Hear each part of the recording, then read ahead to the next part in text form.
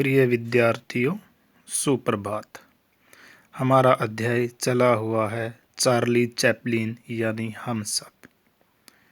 Charlie एक परित्यक्ता तथा दूसरे दर्जे की स्टेज अभिनेत्री का बेटा था। परित्यक्ता मीन्स उसका समाज ने परित्याग कर दिया गया था, जिसे गरीबी, समाज तथा माँ के पागलपन से संघर्ष करना पड़ा। उनकी माता दिमागी रूप से बहुत कमजोर थी। अपनी नानी की तरफ से वे खाना बदोशों के देश से जुड़े हुए थे। खाना बदोश का अर्थ होता है एक स्थान से दूसरे स्थानों पर घूमने फिरने वाले, जबकि पिता की ओर से वे यहूदी थे। दरअसल सिद्धांत कला को जन्म नहीं देते, बल्कि कला स्वयं अपने सिद्धांत या तो लेकर आती है या उन्हें बाद में गढ़ना पड़ता है, रचना पड़ता है। चार्ली चैपलिन की कलाकारी से हंसने वाले लोग मेल ओटिंगर या जेम्स एजी की अत्यंत सारगर्भित समीक्षाओं से सरोकार नहीं रखते। चार्ली की कलाकारी को चाहने वाले लोग उन्हें समय और भूगोल से काटकर देखते हैं, इसलिए उनकी महानता ज्यों की त्यों बनी हुई है।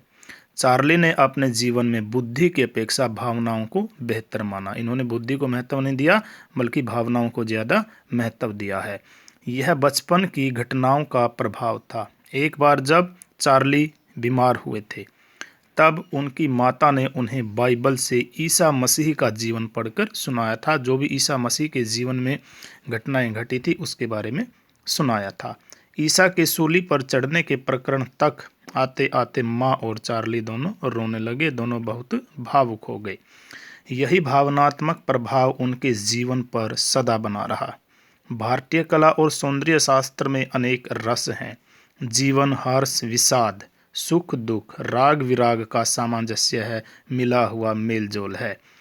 ये जीवन में सदा आते जाते रहते हैं, लेकिन करुणा और रहस्य का वह सामंजस्य भारतीय परंपरा के साहित्य से नहीं मिलता, जो चैपलिन की कलाकारी में दिखाई देता है।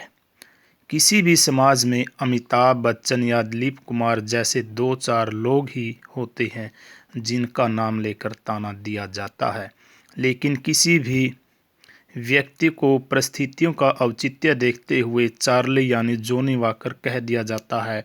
दरअसल मनुष्य स्वयं ईश्वर या नियति का विदूषक, क्लाउन, जोकर या साइड किक है। गांधी और नेहरू भी चार्ली से प्रभावित थे।